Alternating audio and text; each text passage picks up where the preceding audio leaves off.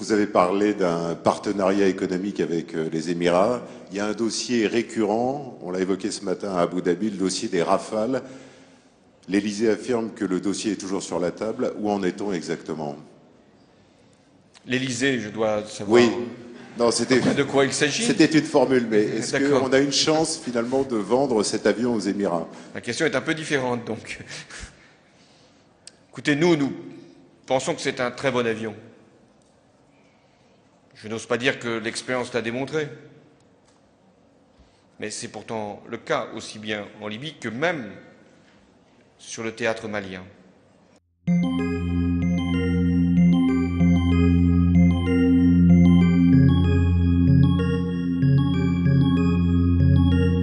La France s'est engagée hier, mais notre mission n'est pas achevée. Ça durera le temps qu'il faudra. Cette opération durera le temps nécessaire. Ça durera le temps qu'il faudra. Si personne n'intervenait, c'est Bamako qui tombait, c'est-à-dire qu'il y avait 2 ou 3 jours après. Si la France n'était pas intervenue pour empêcher la progression de ces groupes terroristes, et si ces groupes terroristes avaient pris Bamako, le risque était encore plus fort.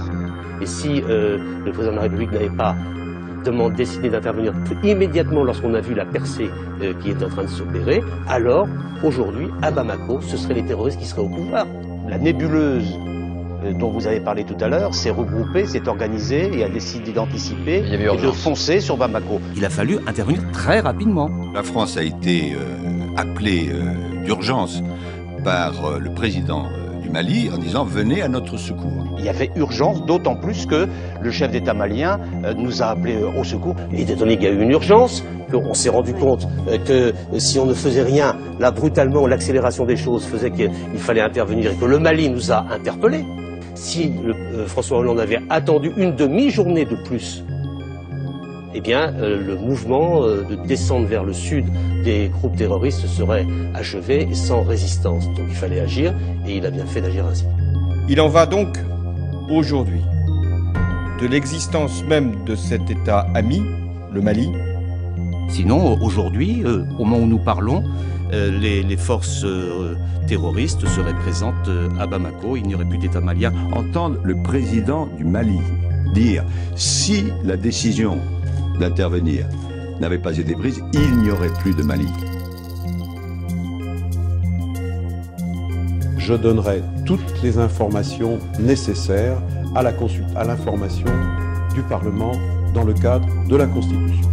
Comment se fait-il qu'une fois de plus, alors qu'on a une situation de si longue main, jamais le Parlement n'ait été appelé à en débattre? Je ne dis pas à décider une intervention militaire, mais au moins à débattre de cette situation pour que tous les scénarios soient posés sur la table. Est-ce qu'il aurait fallu, avant même l'intervention, qui s'est décidée en 5 heures, sinon il n'y aurait plus de Mali, est-ce qu'il aurait fallu convoquer le Parlement pour expliquer à nos adversaires terroristes ce que nous allions faire? Non. De nombreux élus socialistes s'interrogent aussi sur la raison qui fait que le Parlement est consulté à l'ancienne, après. Cette décision est nécessaire, elle est nécessaire pour stopper la menace terroriste. Le président Mitterrand avait fait voter le mardi matin la guerre qui avait éclaté le mardi après-midi, mais du moins avait-on voté avant? Nous sommes mandatés par la communauté internationale, appelés par un pays ami. C'est la première fois que je m'adresse à cette tribune aux Nations Unies. Je viens parler au nom de valeurs universelles que la France a toujours proclamées. Je signale que nous n'agissons pas dans le cadre d'un mandat de l'ONU. Ce n'est pas vrai. Le mandat de l'ONU, c'était qu'une force africaine intervienne.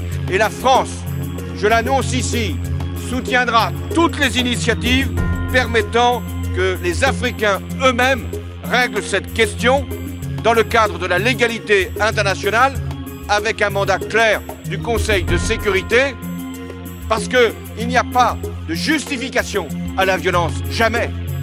Notre intervention au Mali est légitime. Elle répond d'abord à la demande du président de ce pays. Elle s'appuie sur les résolutions du Conseil de sécurité des Nations Unies. Et donc, la France agit conformément au droit international. Lorsque, au mois de décembre, le Conseil de sécurité, à l'unanimité, a adopté la résolution 2085, c'est sur la base d'un travail de la France. Vous savez, c'est pas très facile d'avoir un accord. Le mandat prévoyait expressément l'intervention des Africains. Il était dit, les Nations Unies demandent aux forces africaines de s'organiser et l'autorisent d'une certaine manière au niveau international à faire en sorte de reconquérir, militairement parlant, le Mali.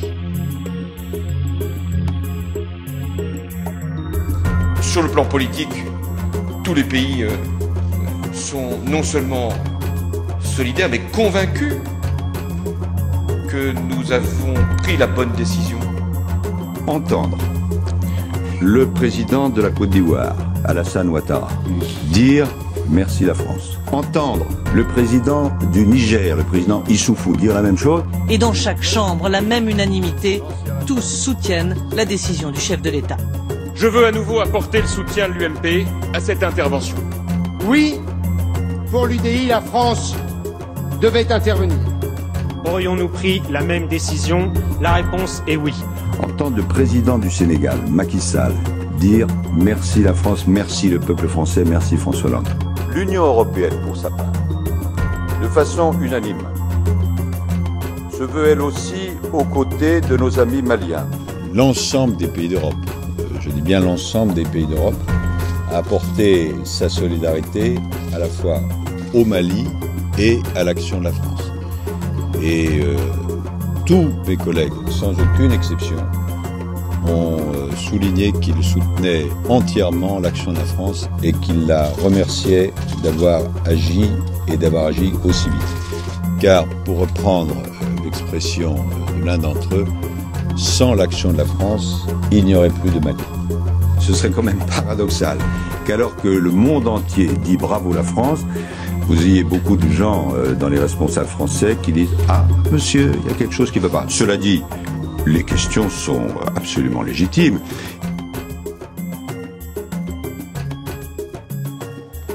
Vous demandez ce qu'on va faire des terroristes si on les retrouvait. Les détruire. Qu'on soit de droite, de gauche, du milieu, le terrorisme, je vous l'ai dit, est un mal absolu, on le voit. Donc ces terroristes, s'ils veulent ne plus terroriser, n'ont qu'à abandonner leurs armes et quitter le territoire malien. Le terrorisme, ça ne vise pas seulement un État ou une circonstance, c'est vraiment un mal absolu. Le terrorisme allait submerger ce pays ami, ce terrorisme qui menace toute l'Afrique de l'Ouest, mais également le monde entier.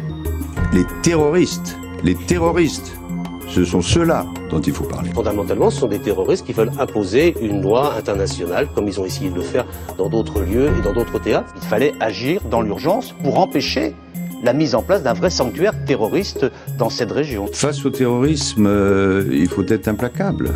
Voilà. Le terrorisme est un mal absolu. La France a une responsabilité particulière parce qu'elle est la France. Non pas parce qu'elle a des intérêts au Mali, nous n'en avons aucun. D'abord, l'uranium, j'ai entendu cela. Au Mali, bon, c'est sans doute pas la principale ressource, à ma connaissance.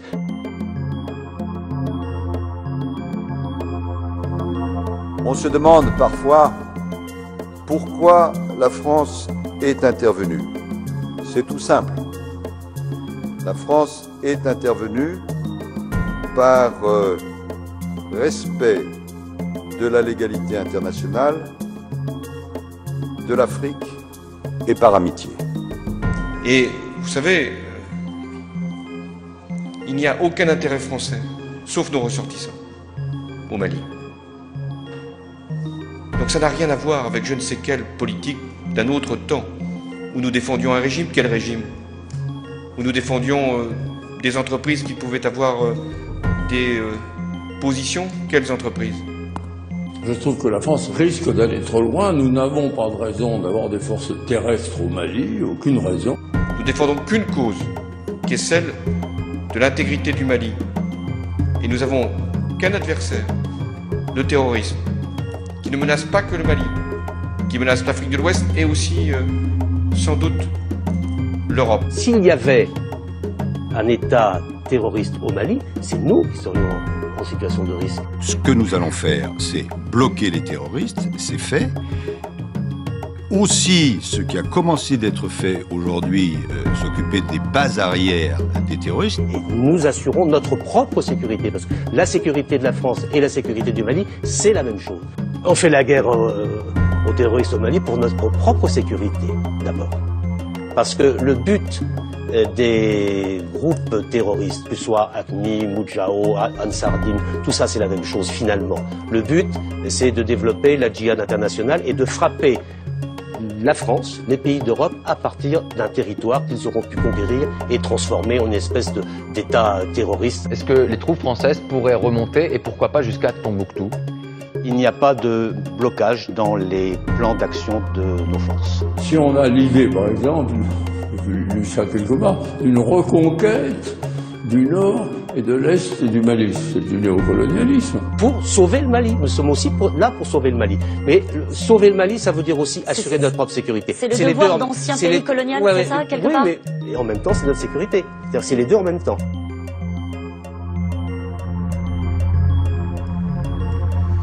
Nous pensons que c'est une technologie exceptionnelle. Nous l'avons dit à nos amis émiriens. Ils ne le contestent pas d'ailleurs. Après, c'est une question de prix. Mais ce n'est pas le président de la République française qui fixe le prix des avions. On a entendu dire cette semaine qu'on avait enfin vendu le Rafale, en tout cas que la guerre au Mali avait suscité des commandes supplémentaires de la part de l'Inde. Est-ce que c'est vrai, est-ce que c'est faux?